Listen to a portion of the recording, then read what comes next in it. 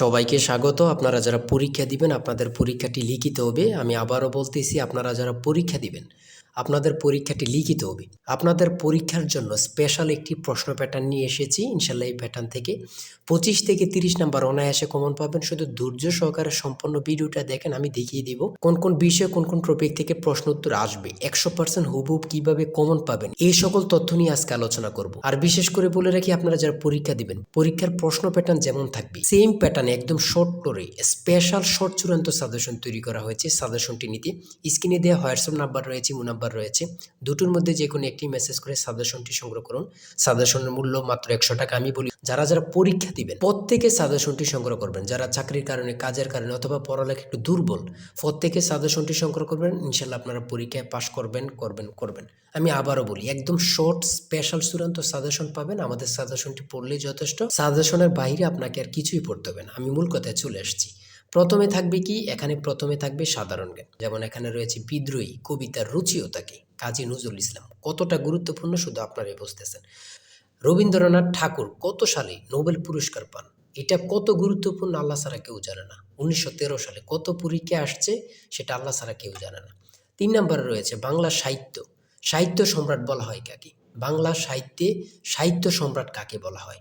বঙ্কিমচন্দ্র চট্টোপাধ্যায়কে। তারপরে রয়েছে 4 নম্বরে বাংলা ভাষায় প্রচলিত 2টি চীনা শব্দ লিখো। চীনা শব্দ লিখেন, অর্থাৎ আমরা যে ভাষাগুলো প্রতিনিয়ত বলতেছি এই 2টা ভাষা, যেমন চা, চিনি, যেমন এগুলো আমরা মনে করতেছি অনেকে যে এগুলো বাংলা, না, এগুলো বাংলা শব্দ না, এগুলো হচ্ছে চীনা শব্দ। ঠিক আছে।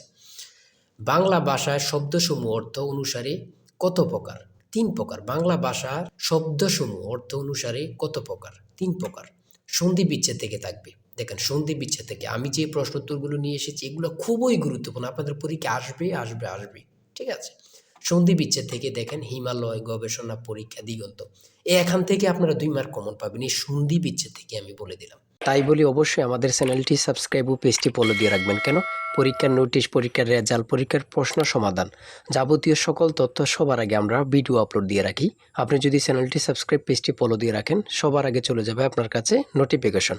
মনে করেন আপনি পরীক্ষা দিয়েছেন, পরীক্ষার প্রশ্ন সমাধান দেখিয়ে দিব, তারপরে রেজাল্টের অপেক্ষা করা লাগবে না, আমাদের চ্যানেলে পেয়ে যাবেন, সকল তথ্য পেয়ে যাবেন, এবং কি নতুন নতুন চাকরির তথ্য পেয়ে যাবে। সার্কুলার দেওয়ার সাথে সাথে আমাদের চ্যানেলে আপলোড দেওয়া হবে। আপনি শুধু আমাদের চ্যানেলটি সাবস্ক্রাইব, পেজটি ফলো দিয়ে রাখলে সবার আগে চলে যাবে আপনার কাছে নোটিফিকেশন। তাই অবশ্যই চ্যানেলটি সাবস্ক্রাইব, পেজটি ফলো দিয়ে আমাদের মেম্বার সদস্য হয়ে আমাদের সাথেই থাকবেন। আপনারা যারা যারা পরীক্ষা দিবেন, আমি বিশেষ করে বলে রাখি, 100 টাকা কিন্তু বড় কথা না। আপনারা প্রত্যেকে সাজেশনটি সংগ্রহ করবেন। ইনশাল্লাহ এই সাজেশনের বাইরে আপনাকে আর কিছুই দেখতে হবে না।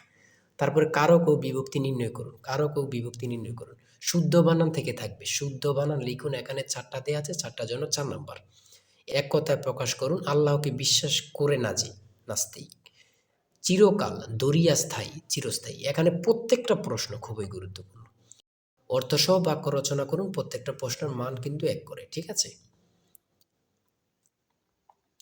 তারপরে ট্রান্সলেট থাকবে। আপনাদের পরীক্ষায় ট্রান্সলেট থাকবেই, 100% শিওর ট্রান্সলেট থাকবে।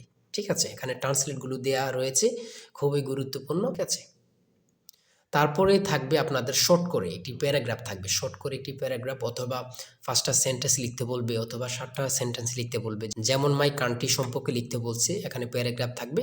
এই প্যারাগ্রাফটা পারলে আপনাদেরকে 5 নাম্বার দেওয়া হবে। ঠিক আছে। এখানে কিন্তু সমাধান সহ দেয়া আছে, আর আমাদের প্রত্যেকটা প্রশ্নের সমাধান, ব্যাখ্যা ও সমাধান সহ পেয়ে যাবেন। আসল চূড়ান্ত সাজেশনটা কিন্তু এই নাম্বার হোয়াটসঅ্যাপ, ইমো আছে, ওখানে মেসেজ করে সাথে সাথে সংগ্রহ করুন। এদিক দিয়ে কিন্তু প্যারাগ্রাফটা সমাধান সহ দেয়া আছে, আপনারা দেখে নেন। মেক সেন্টেন্স, এখানে 5টা দেয়া আছে, 5টার জন্য 5 নাম্বার। প্রিপোজিশন থেকে থাকবে। আমি বারবার বলে রাখি, ইংরেজি পার্ট থেকে প্রিপোজিশন থেকে আপনার থাকবে।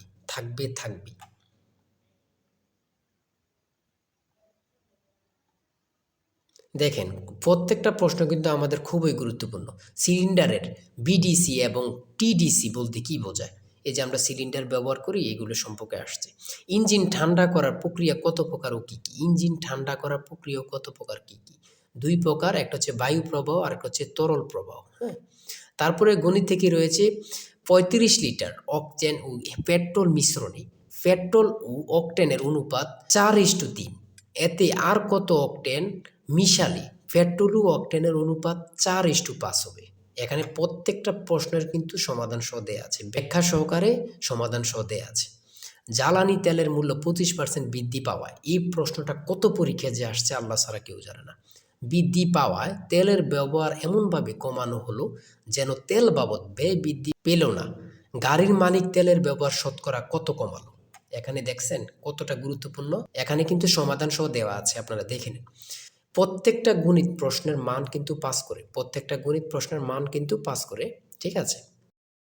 20 নম্বরে রয়েছে বাংলাদেশের দীর্ঘতম নদীর নাম কি? খুবই গুরুত্বপূর্ণ। বাংলাদেশের দীর্ঘতম নদীর নাম হচ্ছে পদ্মা। জনসংখ্যা বিবেচনায় মুসলিম বেশি, ক্ষুদ্রতম দেশ কোনটি? মালদ্বীপ। আপনাদের পরীক্ষায় এটা আসবে, যান বলে দিলাম। তারপরে এদিক দিয়ে রয়েছে 22 নম্বরে, কোন সুলতান 17 বার ভারত আক্রমণ করেন? কোন সুলতান 17 বার ভারত আক্রমণ করেন? এটা খুবই গুরুত্বপূর্ণ। সুলতান মাহমুদ। 60 গম্বুজ মসজিদ কোন জেলা অবস্থিত? বাগেরহাট। 60 গম্বুজ মসজিদ কোন জেলা অবস্থিত? বাগেরহাট। এই প্রশ্নটা কিন্তু চাকরির পরীক্ষা এখন অ্যাভেলেবেল আসতেছে, ঠিক আছে। বাংলাদেশ বিমানের স্লোগান কি? বাংলাদেশ বিমানের স্লোগান কি? আকাশে শান্তির নীড়, আকাশে শান্তির নীড়। গণচীনের প্রতিষ্ঠাতা কি? গণচীনের প্রতিষ্ঠাতা হচ্ছে মাও সেতুং, মাও সেতুং। আধুনিক মালয়েশিয়ার প্রতিষ্ঠাতা, আধুনিক মালয়েশিয়ার প্রতিষ্ঠাতাকে? Mahathir Mohamad, Mahathir Mohamad. BRTA, BRTA এর পূর্ণরূপ কি? Bangladesh road transport authority, Bangladesh road transport authority. পূর্ণরূপ থেকে আপনাদের প্রশ্ন উত্তর থাকবে, এটা ধরে নেন, ঠিক আছে, আমি বলে রাখি। তারপরে 29 নম্বরে রয়েছে বাংলাদেশের চিংড়ি সম্পদকে কি বলা হয়? হোয়াইট গোল্ড, যেটা সাদা সোনা। বাংলাদেশের চিংড়ি সম্পদকে কি বলা হয়? হোয়াইট গোল্ড, সাদা সোনা। এই প্রশ্নটি আপনাদের পরীক্ষা আসবে, যান বলে দিলাম। তারপরে 30 নম্বরে রয়েছে নীল নদের দেশ কোনটি? নীল নদের দেশ কোনটি? মিশর। নীল নদের দেশ কোনটি? মিশর।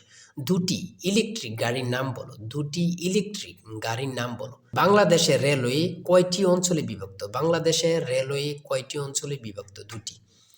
তারপরে রয়েছে পরিবিবির মাজার কোথায় অবস্থিত? পরিবিবির মাজার কোথায় অবস্থিত?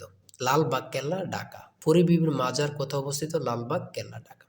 চলন বিল কোন জেলায় অবস্থিত? চলন বিল কোন কোন জেলা অবস্থিত? নাটোর, সিরাজগঞ্জ, পাবনা। চলন বিল কোন কোন জেলা অবস্থিত? নাটোর, সিরাজগঞ্জ, পাবনা। আমি বলি প্রশ্নটি আপনাদের পরীক্ষা আসবে।